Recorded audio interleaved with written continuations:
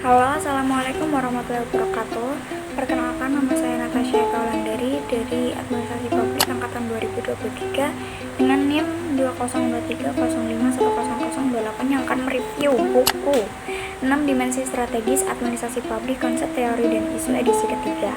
Lebih tepatnya, saya akan mereview bab 9, yaitu pembangunan birokrasi agenda negara yang terabaikan. Banyak masalah kenegaraan yang dihadapi akhir-akhir ini, tetapi yang paling krusial adalah masalah birokrasi yang terus mengorbankan kepentingan publik telah memperburuk hampir seluruh aspek kehidupan publik dalam negeri. Isu-isu kritis, ketertinggalan kita dalam berbagai bidang konflik sosial yang berkepanjangan dan ancaman terorisme yang sangat menakutkan telah membuat kita merasa malu hidup di tengah-tengah masyarakat internasional. Dianggap sebagai negara yang banyak masalah seperti kemiskinan, pengangguran, korupsi, dan lain-lain.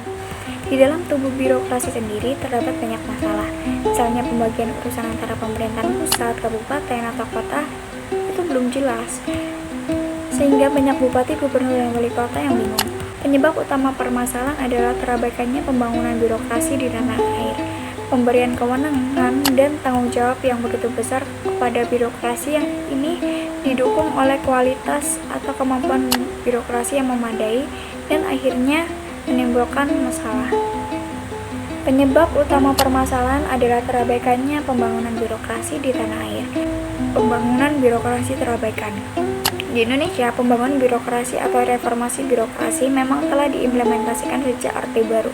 Dalam ini, kita menerapkan modernisasi manajemen yang mengutamakan nilai efisiensi dan efektivitas, perbaikan fungsi perencanaan, perorganisasian, staffing, pengarahan, koordinasi, pelaporan, dan pelanggaran, tetapi tidak memaksakan penerapan manajemen barat ke negara sedang berkembang karena membutuhkan persyaratan khusus. Belajar dari All Public Administration. Woodrow Wilson menyarankan agar administrasi publik harus dipisahkan dari dunia politik. Negara terlalu memberi peluang bagi para administrator publik mempraktekkan sistem nepotisme dan spoil. Wilson menuntut agar para administrator publik selalu mengutamakan nilai efisiensi dan ekonomis. Belajar dari New Public Management. Paradigma ini didasarkan pada teori pasar dan budidaya bisnis dalam administrasi publik. Tidak hanya muncul karena adanya krisis fiskal pada tahun 1970-an dan 1980-an, tetapi juga karena adanya keluhan bahwa sektor publik terlalu besar, boros, efisiensi, merosotnya pelayanan publik, kurangnya perhatian terhadap pengembangan dan kepuasan kerja pegawai pemerintah. Singkatnya, pembangunan birokrasi harus memperhatikan mekanisme dasar, menekankan budaya organisasi yang lebih fleksibel ketimbang budaya yang taat asas. Belajar dari New Public Service.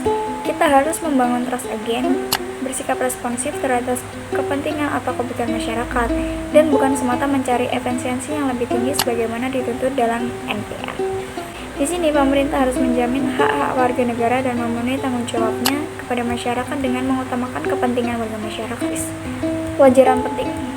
Masing-masing paradigma telah memberikan doktrin atau nasihat yang berbeda-beda dalam rangka membangun birokrasi yang dipengaruhi oleh perbedaan konteks dan tipe sektor atau bidang yang ditangani. Dilema membangun birokrasi.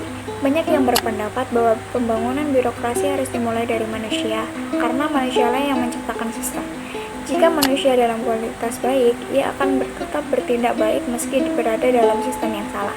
Pendapat lain mengatakan bahwa perbaikan birokrasi sangatlah tergantung pada pihak yang berkuasa. 4 aspek utama membangun birokrasi.